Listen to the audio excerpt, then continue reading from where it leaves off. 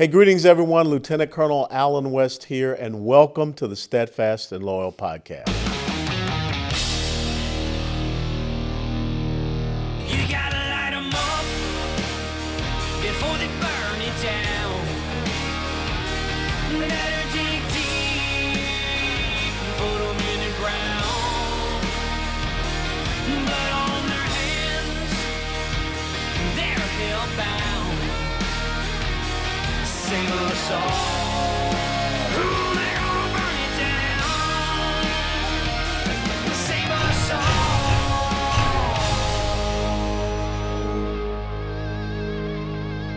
before they burn it down.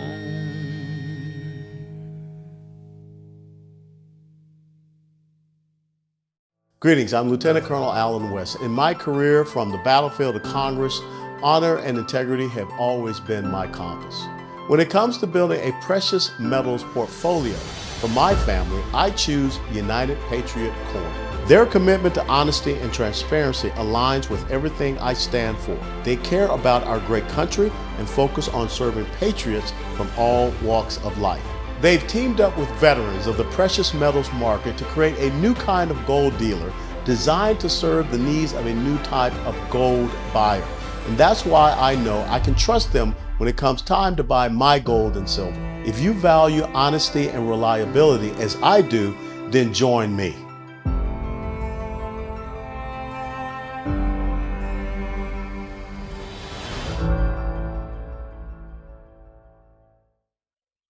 Hey, greetings, everyone. Welcome back to the Steadfast and Loyal podcast. As you know, we have taken the time to talk to a lot of Texas political challengers in this election cycle, mainly a lot from the Texas State House. And if you want, go back and look at the review that we did with Joanne Fleming of Grassroots Read the People. And we are going to interview our final State House challenger, and that is Jamie Haynes, running for Texas State House District 86. She was born in Austin. Jamie spent most of her life on the family ranch with her father, a fourth-generation rancher, and her mother in Brady, Texas.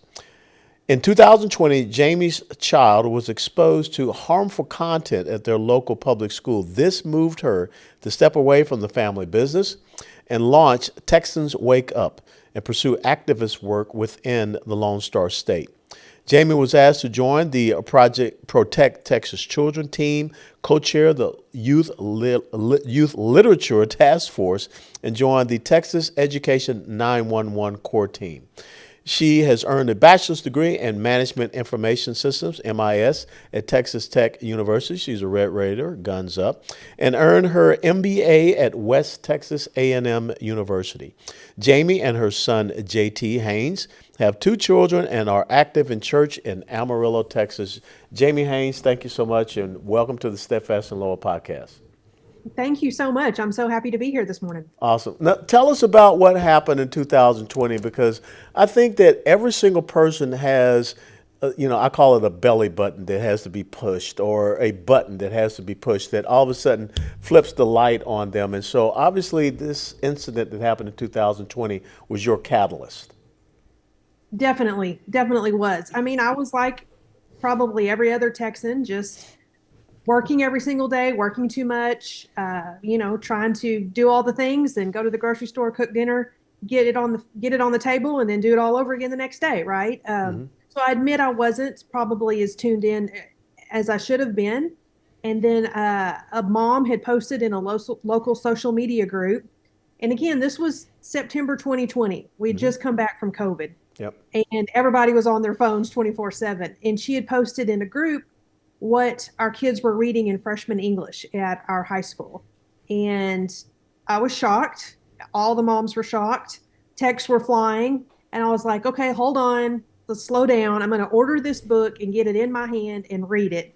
And so I did. It was 2 days, and I got it, and I stayed up till about 2:30 in the morning and got about 3/4 through the title and was just shocked. I was just sick to my stomach. And the next morning I asked my son, I said, how were you reading this? And he said, well, Mom, the teacher told me to. And she actually said that this was the least worst book of the 5 on the list. And I was just so upset about that at that time. I hadn't read the others. I naively thought that if I just go ahead and read all five of these, do semi book reports on them, put quotes from the books, count all the profanity, and put it up on a website, that the community will instantly solve this problem and these will be pulled and, we'll walk away from all this and that'll be done. That was not the case. It changed my life completely and moved me in a different direction. And I basically walked away from our business and just threw myself into what else was going on in our school district. And yeah, and here I am today running for office because of all these things. Yeah. It's interesting because I often tell people that the only positive thing that came out of COVID was the fact that parents were there, in the home with their kids because the kids were having to do remote learning.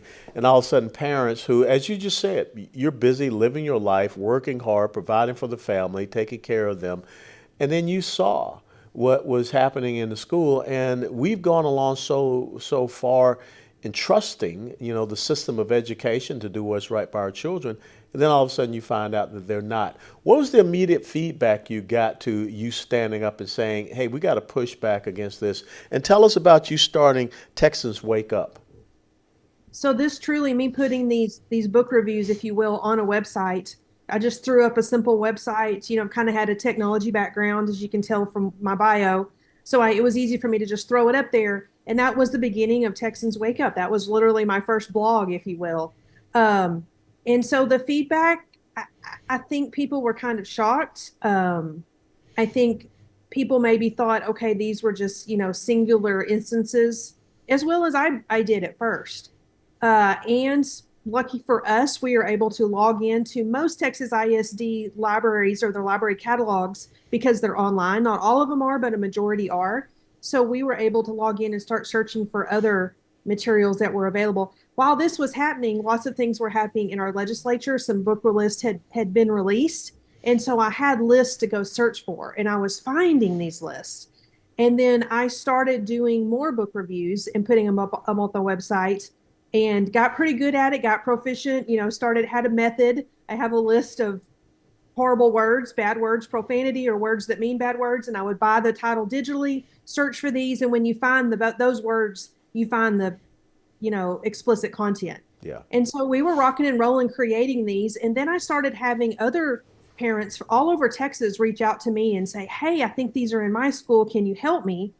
And since I had already done the groundwork, it was really easy to go log into their district, search for the most common ones, find them, and then I could just click and then boom, create them a unique link for their district. Yeah. And send it to them. And so I started helping other parents throughout Texas. Now, if you listen to the folks on the progressive socialist left side, Gavin Newsom, he's going to say, well, Jamie Haynes is out there just banning books and she's a fascist and she's censoring freedom of expression and freedom of speech. How do you respond to that? I mean, I am for freedom of speech. I am against censorship. But when it comes to minors, we have different rules, and as we should. And there are Texas penal codes that talk about sexually explicit materials. And we have to have limits. There has to be a line in the sand somewhere. Not to mention that if we have community standards, and then we also have, education code that says if it's explicitly vulgar, that it's not necessarily needs to be in a public school for minors. And again, these are children. And so we just have to have some kind of guidelines that we operate by. And I don't think anybody had ever really looked at that because this had not been an issue before. And so we have things called the obscenity exemption. Yeah. And so this is something that we need to pass in Texas, and we haven't yet. I think 7 or 8 other states have in the United States. And so there's still work to be done. We had a great bill passed this last session, HB 900, that I know you're familiar with. Yes. That kind of pushes it back on the vendors, but it's being challenged in the courts. So we still have a lot of work to do in this area. You know, when you look at this issue of the educational material that's being put forth in front of our children, you look at the taking of our children to these, drag queen shows, which to me, that is, child endangerment. That's exposing minors to, some very, not good content. And then also you look at this thing about affirming our children's gender, because now all of a sudden we've gotten to the point where there are certain states that will take a child away from the parents if they don't affirm what this minor child wants to have done. Talk to us about, because you were on a subcommittee for the Republican Party of Texas, this whole sexualization of our children. Help our listeners and our audience to better understand that. Well, I mean, as conservatives, we just have to focus on truth. And the truth is, there's only two sexes, male and female. And when you're born, you're one or the other. I know that many folks want to argue that sometimes there can be, genetic differences that happen when you're born, but at the core of it, it's embedded in your chromosomes, whether you are a male or a female. And so we have to just land on truth and not allow the world or anyone else to try to alter someone's perception of what a child can be. They are one or the other when they are born, and that is it. And us, I mean, it's just really a social thing that's happening, I believe, of trying to alter their sex, whether they're a really small infant or even in their teen years. We know that this is not healthy. We want the child to develop in their true sex throughout their minor years and not take any kind of drugs to alter that, or of course not cut off any body parts. To me, this is child mutilation and it's Yeah. child abuse. Yeah, it is. And I find it interesting that, these minor kids that can't go out and get a tattoo, all of a sudden we're supposed to allow them to go out and mutilate their bodies.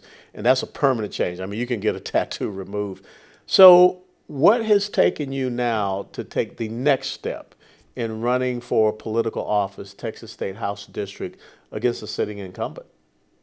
Good question. So I engaged heavily at the local level, went through the formal grievance process with the Texas ISDs, and had actually filed a TEA complaint, and then took it to the state level and got very engaged with coalitions and then also with the Republican Party of Texas on our legislative priority subcommittees. And then really saw this last session in 2023 what was happening in the Texas House and how it's broken.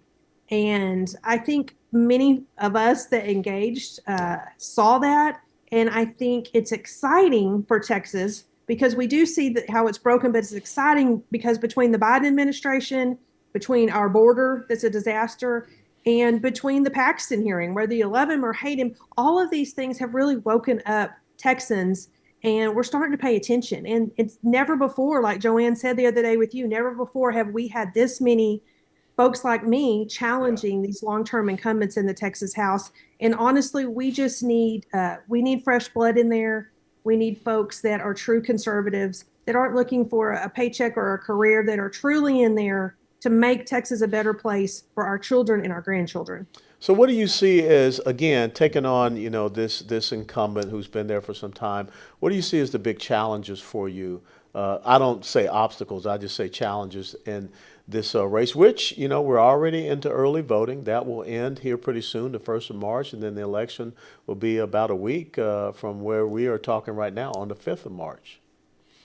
I think that probably the biggest challenge for me in particular with this particular incumbent is that he's been there for such a long time. It's closing in on 4 decades. And so that's just a lot of name recognition that he has, and that's hard to overcome, trying to get my name. And my district is 7 counties. Wow. So it just takes a minute to get around there and try to build relationships and meet folks and tell them your heart and why you're doing this.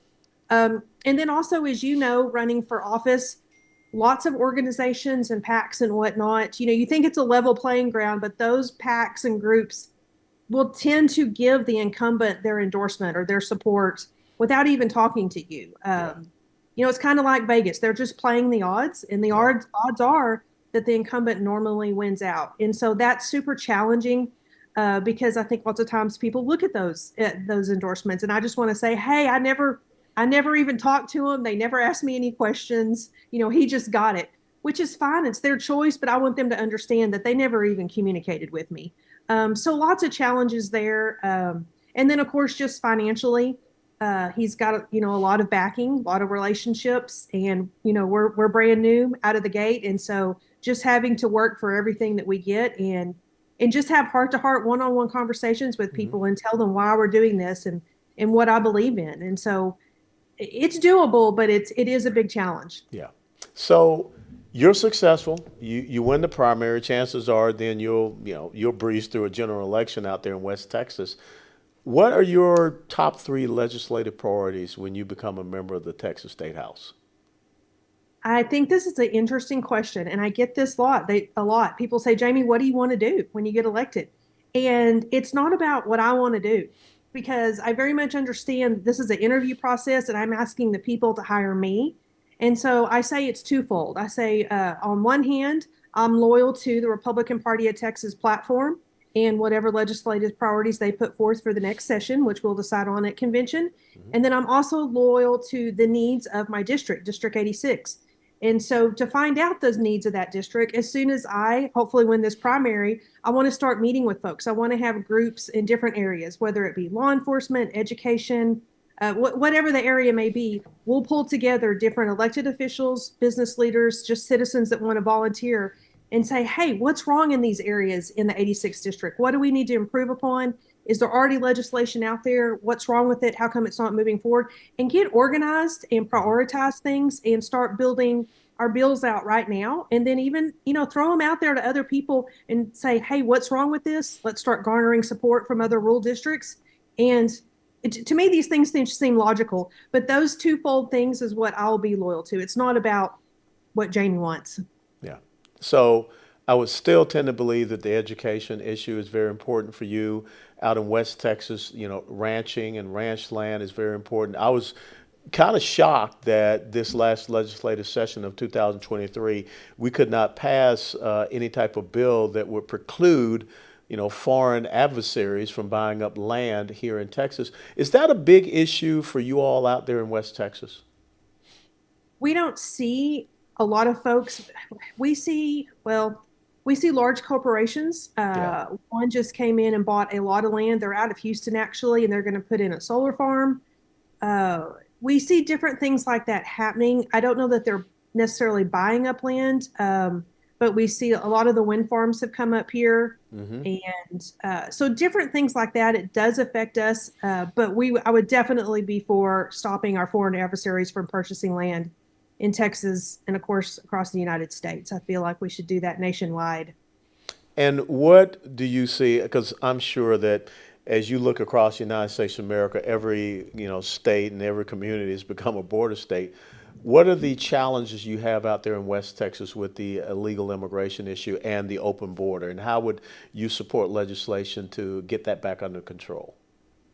Yeah, so the bill that pops into my mind right off the bat is, I believe it was HB 20, our BPU, our Border Protection Unit, that was going to be created. It was the Speaker's priority bill, and of course it died. We all know that and why. Just super frustrating. I think that would be something wonderful for Texas, that we'd have somebody just focusing on the Mexico border. But also we have issues in Texas, especially being up here in the Panhandle, with the other 2 states, because they have legalized forms of drugs that aren't legal here. So they flow right down our highways. And so we need help even with those borders too. But back to the BPU, that would have really helped us up here, because we have our DPS that tend to leave our areas and go down and help at the border, or even in Austin or in Houston, I'm hearing. And so that puts strains on our local resources when they're not here. And then plus we've gotten so much feedback from those guys and women that, that's, although they're happy to help, that's not what they signed up for. It puts a strain on their families. And right now we don't see any end in sight. So a lot of those folks, kind of like our education employees, they're frustrated and they're looking to do something different, because, that's not really what they signed up for. So it's causing so many problems. And again, we could have solved that this session, I believe. And again, problems in the Texas House, why I'm running. I feel like we have to have change. Where do you stand on the elimination of property tax? Because I think this is one of the most abhorrent things The natural rights theory of John Locke said that life, liberty, and property were endowed to us by our Creator. I find it unconscionable that we tax people on their property, and therefore, you really can never own your property. You just continue to rent it from the government. Is that a key issue for the folks out there in West Texas? It's very interesting because we've had lots of conversations about this. Yes, it's taxes and property taxes are hurting a lot of folks, and we know a lot of those folks that are behind on their property taxes are usually behind on other bills like their mortgages, and we never want to get them in a situation where they are, having to move out of a home, foreclosure, and losing and becoming, homeless or a renter and not being a homeowner. We want to promote home ownership, of course, in Texas. So that's frustrating. But we do have some really small rural counties that, are just a lot of land in one little town. And so Yeah. they do have property taxes to help them do different things if they pass bonds and whatnot.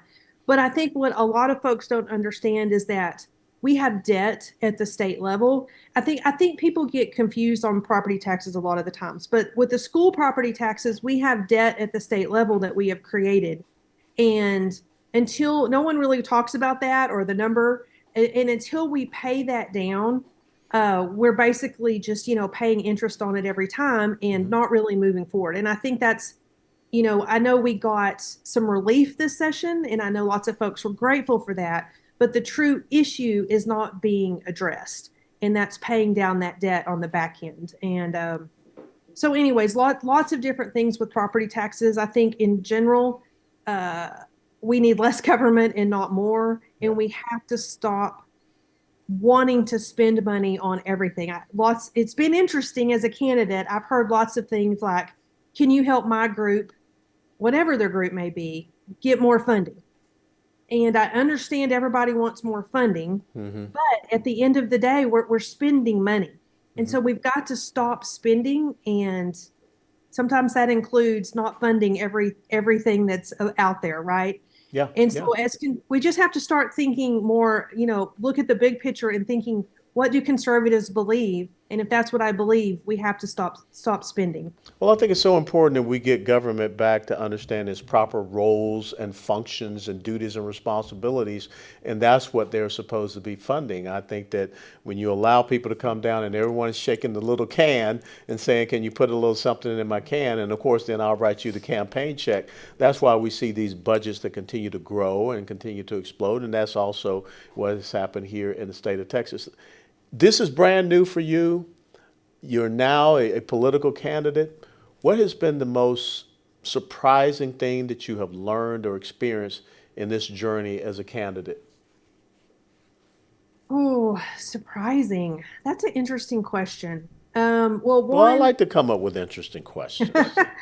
um, I did not realize, honestly, how much work it was going to be and how much time it was going to be. We launched my campaign in May of this year.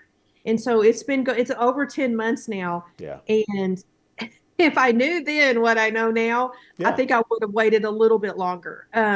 Because I feel like it's helped me because I did, hit 40-year incumbent or going on 40 years. I had a lot of ground to gain, Yeah. a lot of people I needed to touch. So it helped me getting out there early and going to parades this summer and stock shows and everything I possibly could.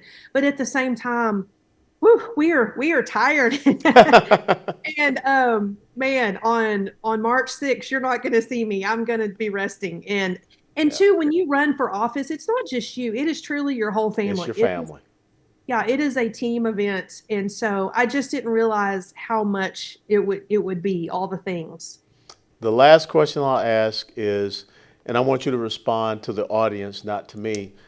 Why should people across the entire state of Texas or outside the state of Texas feel that your race in the Texas State House is important for them? Good question. I think it's important for them because I am not running to start a new career. I am not running, for a paycheck. And you and I both know what the Texas House pays, which is hardly anything. And I'm not going down there, to pad my resume or to try to make new friends. I'm good on friends. I am at that point in my life. Both of my children are fixing to be both in college, and so I've come through the fire, if you will, being a parent. I'm very grounded in what I believe, and I am going down there, if you elect me, to make Texas a better place, to fight fiercely for our conservative values, and to be a voice of truth. I feel like God has put it on my heart to speak up and to speak out, and I don't mind saying things. And I think so many of our elected officials today tend to just close their mouths, go back and sit down and hit the button, yes or no, because they want to come back next time. And I just feel like we need some folks to rise up and speak the truth with love, but speak it boldly and from the mountaintops, because what is happening in Texas is not okay. We're not winning. And I think that we passed this much conservative legislation and this much is dying, and the people don't really know what's happening. And so we've got to have someone speak the truth, educate not just District 86, but everyone what's going on. Because so goes Texas, so goes the nation, and we've got to stand strong. Well, Jamie, I will tell you that the intent of our founding fathers was that we had citizen legislators and we had servant leadership. And I think that's what you represent. You're someone that was living your life, but you saw an issue, it struck you in the heart, and you continue to go out and want to fight for that in the halls of government. So I want to thank you so much for joining us. You have my full endorsement from the Steadfast and Loyal program and podcast. But I want you to tell everybody how can they follow you, how they can support you in your race to be the next representative from Texas State House District 86. Yes, please go to Jamie for Texans. That's JamieForTexans.com and check out the website. You can donate there. You can check out my YouTube page, which has quite a few videos that we've done about me, including one with you. And we would love your support, and go vote. Get out there and vote. We got to keep Texas red. That's the key thing, folks. We need you to get out there and vote because it's all about turnout, and we have to have a very strong turnout. If you know, it's much the same as they said. Sometimes you get the government that you want, other times you get the government that you deserve. So thank you very much, everyone, for joining us for this segment on the Steadfast and Loyal podcast. If you enjoyed this segment, if you enjoyed Jamie Haynes, please go to her website and support her. But until next time, steadfast and loyal. Before they burn it down.